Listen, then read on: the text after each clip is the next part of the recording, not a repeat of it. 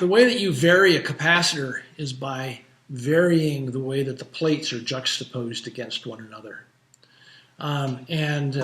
This is the little baby that I usually use to demonstrate this. So if I go ahead and I rotate this knob, you will see that the plates end up changing their positions relative to one another. I'll get in here so you can see it more closely.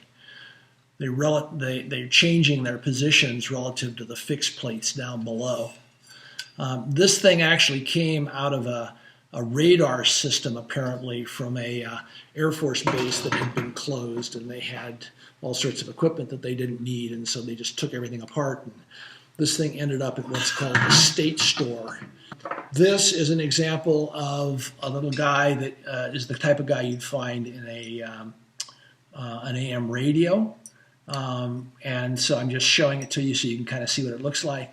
In fact, this is an AM radio.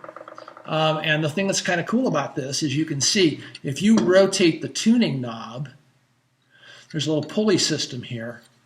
And one of the things that rotating the knob does is it makes the little pointer move so you can see what station you're zeroing in on. But what's really going on sort of behind the scenes is that there's the capacitor here that this thing is attached to. Where am I?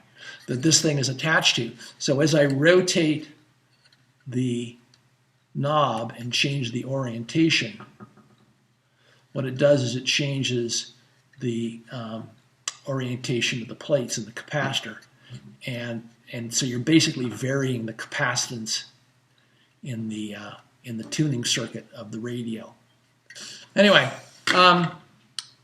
that's how you change the capacitance in a RLC tuning circuit.